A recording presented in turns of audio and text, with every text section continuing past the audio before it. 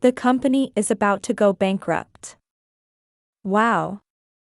That seems like a lot of trouble. Why did the business suddenly deteriorate? You can't do what we were managing. What? We? Do you know who used to do accounting for your company? That must be one of our employees. At first, yes. What do you mean? My name is Deborah, 52 years old, a stay-at-home mom. Before my marriage, I worked as a bank clerk. I live with my husband, mother-in-law, and 3 lovely daughters. Because I got married at a young age, my eldest daughter is already grown up and working as a member of society, and my second and third daughters are attending college. My husband, Nigel, runs the company he inherited from his father, who has passed away. During the relationship, he was a very kind and good person, but as soon as we got married, he changed into a different person. Well, this was his real nature. It must have been about 3 months since we got married. Hey, I told you to iron my shirt. I'm sorry, I can't move as much as I want because of morning sickness. Listen, pregnancy is not a disease, don't be naive. I'll do it right away. You're a bad wife. Soon after I got married, I found out that I was pregnant, and I had severe morning sickness and could not do my housework functionally. Instead of worrying about me, Nigel began to curse me as a bad wife who didn't do housework. My mother-in-law, who lived with us from around that time, was very quiet and did not talk much, and obeys his son Nigel. She didn't care about me, and even when I was being taunted, she turned a blind eye as she was frightened. Mom, you spoil her, so she's such a sloppy daughter-in-law. Oh, yes, Deborah, please do your housework more thoroughly. Yes. I'm sorry. In this vein, Nigel points it out, and my mother-in-law does as she is told, and the conversation goes on almost every day. Even after giving birth to our first daughter, Nigel's moral harassment did not stop and in fact got worse. Later, when I was pregnant with my second and third daughters, even when I was having morning sickness or when my stomach was too big to move, he made me do housework and carry heavy things without worrying about me and told me not to make excuses because of my pregnancy. Especially when I was in a bad mood, things were thrown at me. I thought about divorce many times because this kind of marriage was too painful, but it was difficult to raise 3 small children alone while working. And from my young age, I endured the worry that I would be bullied at school because of my father's absence. And now that the children are grown, my husband wanted a son for the purpose of inheriting him, but all of our children are daughters. He has never shown any love towards his daughters, simply because they are not his sons. And he complains about his daughters' lives. Hey, did you buy new clothes again? I bought it by earning my own part-time job. If you can afford it, put money in the house. At this age, college students must want to be fashionable, so let them do whatever they want. Shut up. Don't criticize me even though you are unemployed. I've said it many times, but I'm a home-based worker, I'm not unemployed, and I have a lot of money in my house. What a home-based worker, a really sassy girl who tries to round it up with modern words. The eldest daughter, Audrey, works at home in the IT field. She puts more than enough money to live on the house, and she is the exact opposite of me, who can't argue with Nigel, and is a very family-oriented and responsible daughter who can express her opinions clearly. Nigel does not approve of his eldest daughter, who is a firm person, nor of his second and third daughters, who study seriously for their dreams. My daughters have hated Nigel for as long as they can remember. Nigel's daughters complained not only about this, but also about wearing makeup, going out with friends, playing without work, etc. He treated his daughters the same way he treated me. Nigel's attitude towards his mother is the same as ever. Mom, don't shut up and say something. I'm the only one who notices the sloppiness of the family. You guys have to take care of your money. My mother-in-law is the type of person who would rather watch over me when Nigel isn't around, so to be honest, her relationship with me and my daughters isn't actually bad. At the beginning of my marriage, I was annoyed by my mother-in-law's attitude that did not simmer, but I have lived with her for many years and now I understand. It is painful to see the appearance of a mother-in-law who is hit hard even by her own son. It happened one morning. At breakfast time, the whole family was sitting at the table. However, Nigel's mood was particularly bad today. Hey, what is this soup? It doesn't taste like anything, does it? Your blood pressure was a little high in the results of your previous checkup, so I cut back on salt. Don't talk back to me. Your mother is thinking about your health, but you can't say things like that. Don't interfere, you little unemployed girl. Saying this, Nigel became angry and threw the whole bowl of soup away. Then, the bowl flew towards Audrey, hit the bowl on her forehead, and she was also covered up with the soup. Audrey. I immediately took Audrey to the hospital. Fortunately, there were no scratches or burns, and I was given some ointment just in case, but I was angry like never before against Nigel. After returning home from the hospital. Sister, are you okay? You won't leave any scars on your face, right? The doctor said you'll be fine, so don't worry. Nigel looked really bad when his sisters were worried about Audrey, but he said something unbelievable to Audrey too. It's your fault that you didn't avoid it. I was taken aback by his words. That's enough. What? I'm over my limit, divorce me. Oh yes, I've had enough of your bad food. We divorce. And I confronted Nigel with the divorce papers that I had filled in only my part. Sign these divorce papers now. Okay, but there's no way you, a housewife, can survive a divorce. Just do your best. I don't know, it's going to be tough for you, but good luck. Huh? Nigel signed the divorce papers on the spot. Oh, yes, I'm sorry, but you can take the 3 brats, and I'll get the car at home as a consolation fee. It's alimony. Yes, I know. A few days later, my daughters and I decided to pack up and head back to my parents' house. Until now, I have been able to endure violence against myself because all I have to do is put up with it. However, this time, my patience exceeded the limit due to the damage done to my daughter, and I finally decided to divorce. When I returned to my parents' house, my father and mother greeted me warmly. I hadn't told my parents anything about my current situation since I got married, so they wouldn't worry about it, but it wasn't until I got back that I told them everything about my current situation and what happened this time. My parents asked me in a slightly stronger tone why I hadn't come back sooner, but they often comforted me by saying that I had put up with it so far.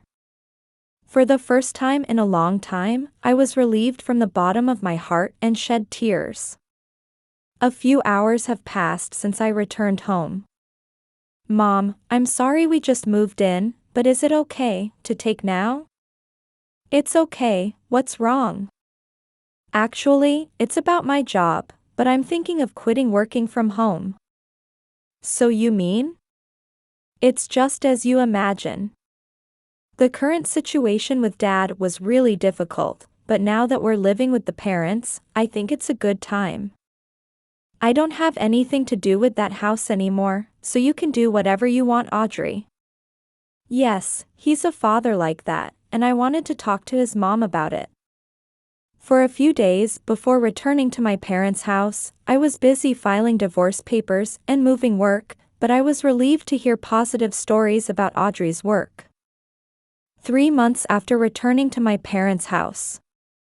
I started working from home using the qualifications I had acquired by studying diligently when I was a full-time housewife.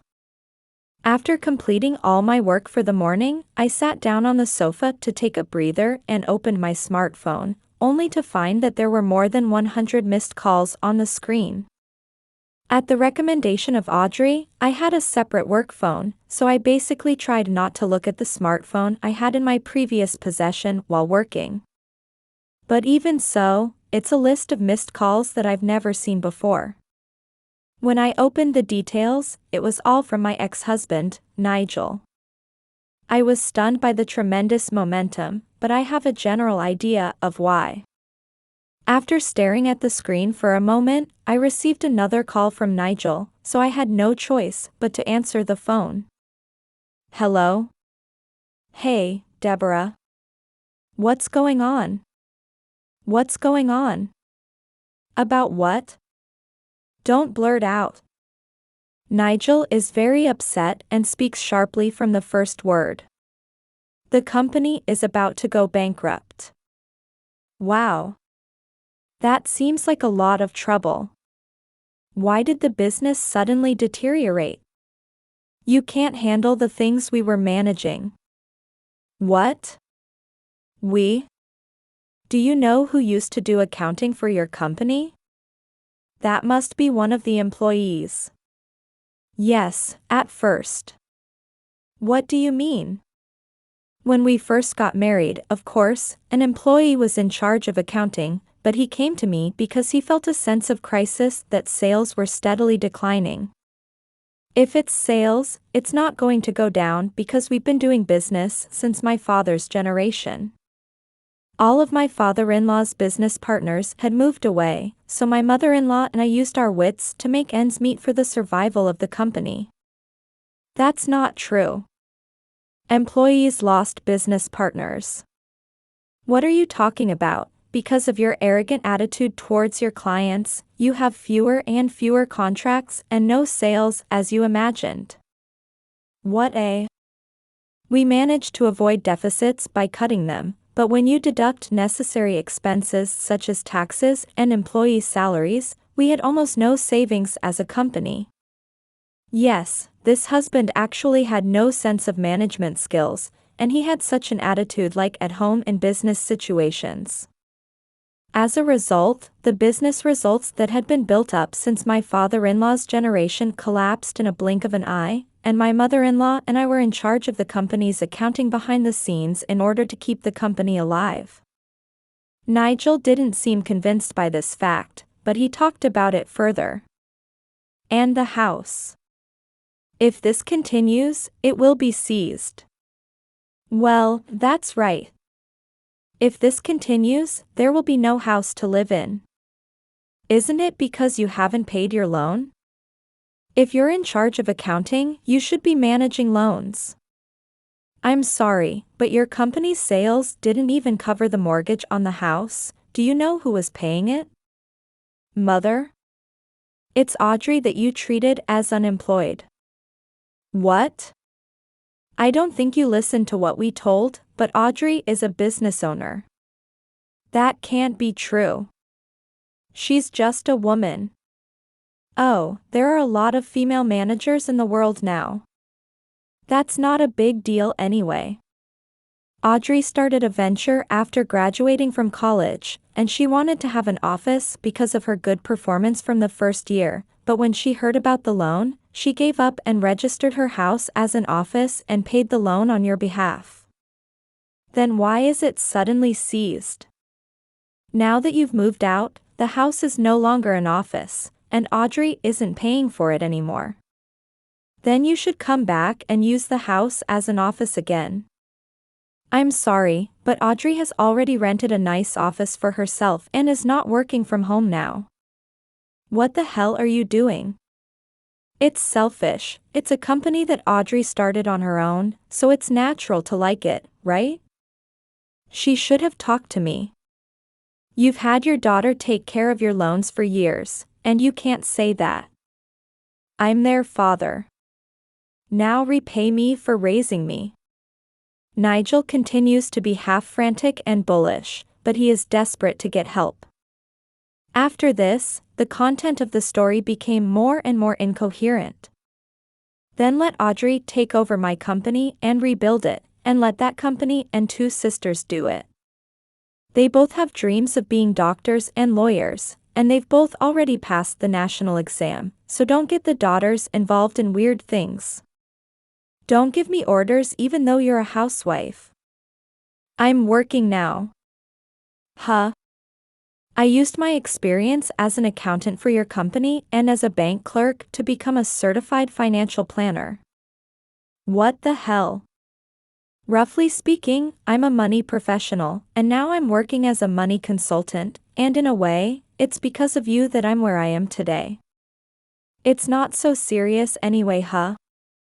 I don't care if you think so, I don't have a reason to explain it to you. You've gotten a lot better. We're not going to help you anyway.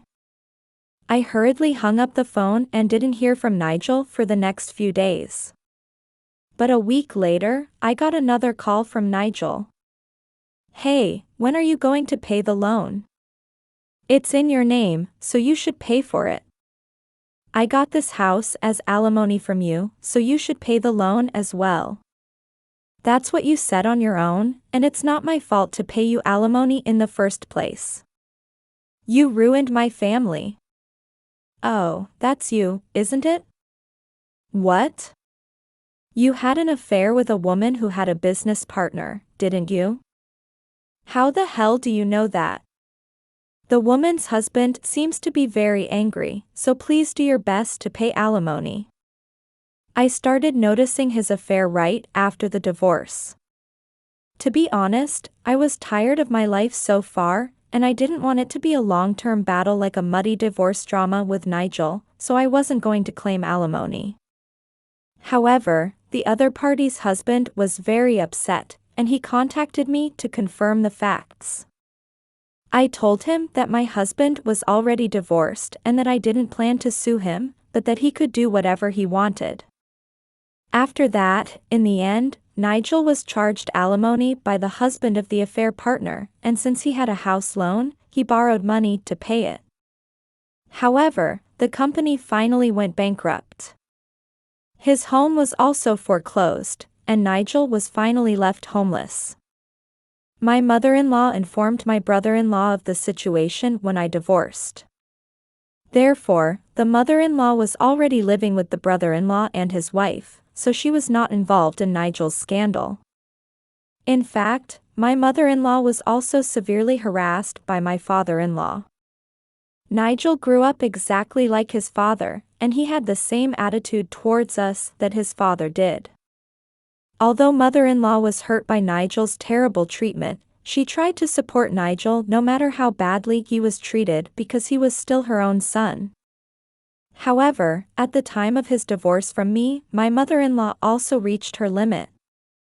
The brother-in-law, on the other hand, grew up to be the opposite of Nigel, and always cared about his mother, who lived far away. My brother-in-law and his wife had been talking to their mother to live together, but Nigel wouldn't allow it. Probably for her inheritance. However, after this, Nigel's plan completely collapsed. My mother-in-law continued to keep in touch. At that time, I heard about the exchange with Nigel that I heard from my mother-in-law. Mother, help me. My house has been taken and I'm in debt. That's how it is. Mom, you have a lot of Dad's inheritance, give it to me. Nigel, I'm sorry. Dad's inheritance has already been given to your brother and his wife and grandchildren during his lifetime. What? You're my child that I gave birth to with pain, and I didn't want to abandon you, but your attitude is so terrible that I don't think you're my son anymore. Oh my God. Nigel thought that he could get over the situation relying on his mother's inheritance, but in the end, she had been giving gifts to his brother's family and daughters during his lifetime, so the company was the only thing left for Nigel. Nigel was also declared insulated by his mother-in-law, who was his last resort, and he was completely unable to turn his head. Finally, Nigel's company went bankrupt. After that, he worked part-time at a factory, and while he was busy paying off his debts, he now lives alone in his apartment. I, on the other hand, live happily at home with my parents and daughters. In the spring, the second daughter will finally begin her life as a resident doctor, and the third daughter will begin her life as a rookie lawyer. The eldest daughter, Audrey, also has her own office, which she has longed for, and the number of employees is increasing, and the business is growing more and more. Mom, it's crazy that you work in such a nice office. I owe it to my mom and grandma that I was able to make it this far. What? Mom, you were working hard to get the company back on track, weren't you? Yes, it was really hard at that time. When I saw that, I decided to become a person who could work hard for my family, so I started the company. That's how you looked at me. Also, it was also to get back at my father, who had such a masculine and feminine mindset. I see, but it's not easy to make a company this big. Did you have a better sense of management than your father? That's going to be Audrey no matter how you look at it. I've put a lot of hardship on my daughters, but they've all grown up to be very caring, and thanks to them that I've been able to endure this much. My own work has also taken off, and I am now able to earn more than my salary when I was a bank employee, and I am living a life without inconvenience. When I was married to Nigel, I was cutting back on my living expenses, and I couldn't buy anything I liked for a long time, and I wasn't allowed to shop or go out freely in the first place. Of course, I still try not to spend too much, but having money and time at my disposal still enriches my life. I continue to interact with my mother-in-law, and she lives peacefully with my brother-in-law and his wife. My mother-in-law has endured the moral harassment of my father-in-law and Nigel for many years, but I am very relieved to hear that she is finally living a life where she can live with peace of mind. My marriage was full of hardships, but now I am blessed with people around me, and I am happier than anything else that my daughters are living a smooth life.